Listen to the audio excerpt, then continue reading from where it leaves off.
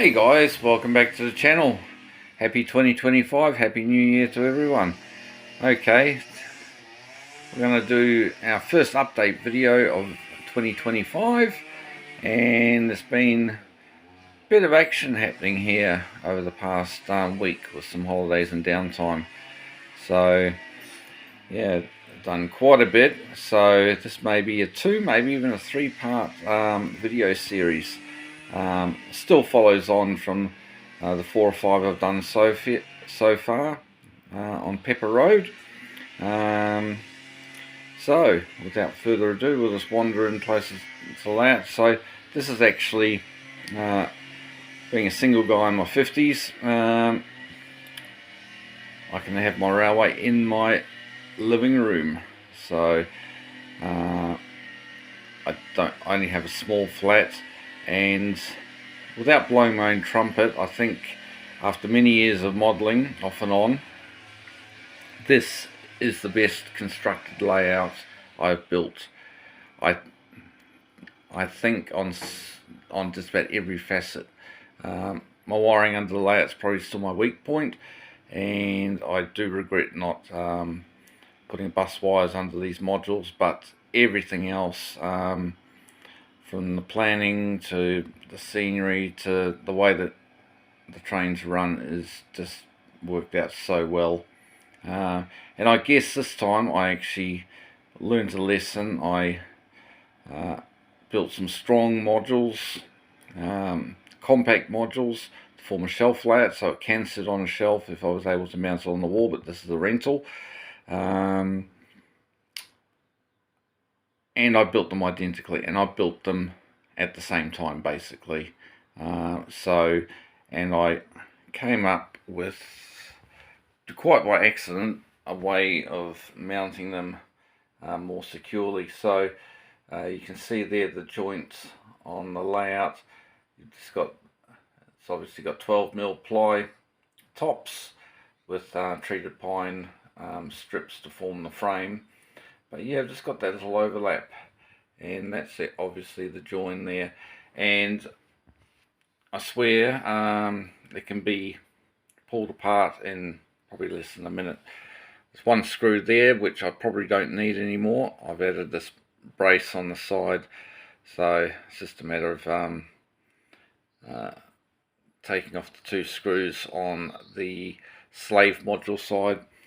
So we'll go into more about the concept along here, but for those of you that are tuning in for the first time, these modules are 1200 long by about 305mm wide. So very compact. People don't have a lot of space, but here is absolute proof that if you've ever wanted to dabble in O-gauge, for the extra detail, for the weight, just the sheer size and presence of the rolling stock, failing eyesight as you get older, all those kinds of things, you can have an enjoyable switching layout in a small space. Obviously, compared to 00 and N, if you want a big tail chasing layout, you probably do need a whole dedicated room and an even larger room, but I prefer point to point. Holds my interest better. It's more prototypically operating, able to be operated. Yeah, so alright, just going to hit the pause button, and then we'll go on to the first thing we're going to look at. We'll just, before I do so, I've got my controller which powers everything basically. This little unit here, which is basically just an extension lead with a switch built into it, so you can switch everything on, and it saves the toggle switches on the controller too. Alright, so yep, signals have come on, lights in the building, so yeah. Alright, well, we might as well just go on to the lighting. So alright, this light here is actually an HO1, but works out quite well just as a little pole light next to the signal box. This was actually on my 00 scale metal go layout. So I never fix things too permanently, even though this layout I'm so happy with. I don't think I will ever get rid of this one. If I do and I want a new project, I'm thinking it's probably good enough to even offer up for sale. But yeah, it's just turned out really well. So anyway, so I've illuminated the bottom floor, which has the Jersey windows. Being a modern image layout, I'm using sort of the cool white LEDs, which are brighter and more prototypical. There's no lights in the top, and I did that because I never bought the interior kit with this Pico signal box, and it would probably just show nothingness. Alright, so here we've got our two signals here. This one hasn't been glued down, and that's going to protect entry to the point and the head shunt module from that direction. Wired. These are not automated with block signaling.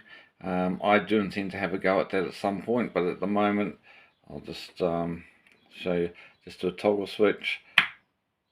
So I've just recessed them in like that, and just all manually operated like that, and the ones on the other side are okay.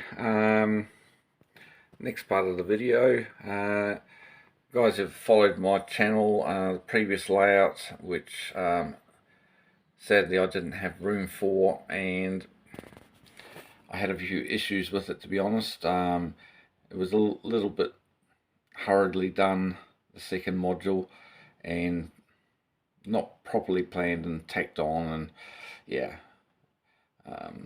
had a few tight curves on it too. But yeah, Paddy's Lane has ceased to exist in its prior form, but I've kept the name for this heritage station. So this elevated line up the back, I've decided it's going to be Heritage Line, with a station named Paddy's Lane.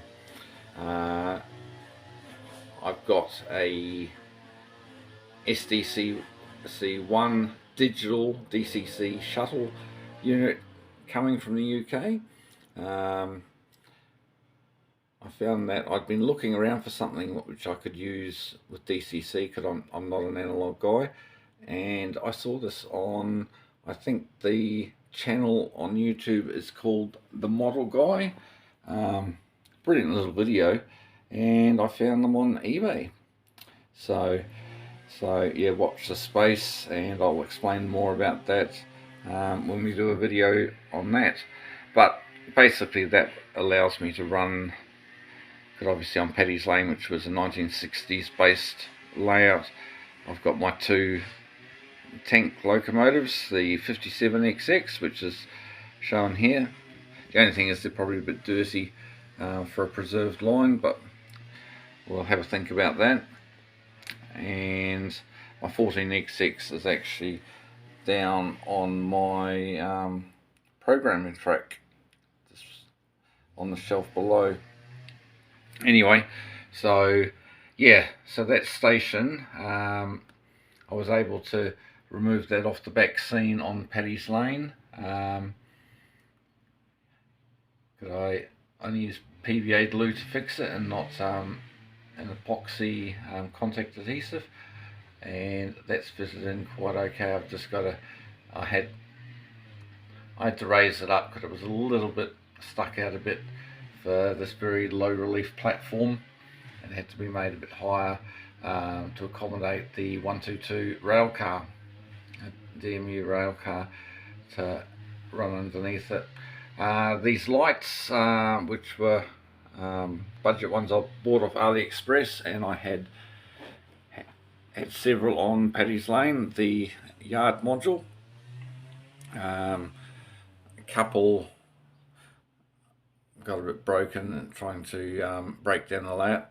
Basically what I do is I try and I reuse the track by reactivating the glue. So once again, if you just use PVA to secure the track down pre and during ballasting, if you're careful, you can actually pull it up. So basically this layout hasn't really cost me in track.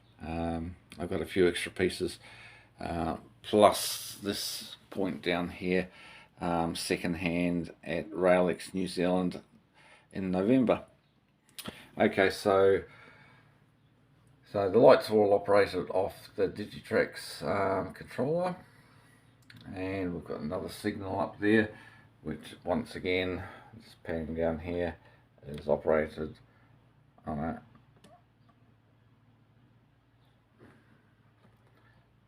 sorry, it's this one here. Okay, operated by that toggle switch. Just added a little cool white LED into the porter cabin office, which is basically smoko room for the loco drivers, and also where the freight controller hands out the train orders and the train lists for the switching operations. So generally the loco will start the operations here at the end of the head shunt. So that's about it for the lighting on here. We'll come back and go on to something else.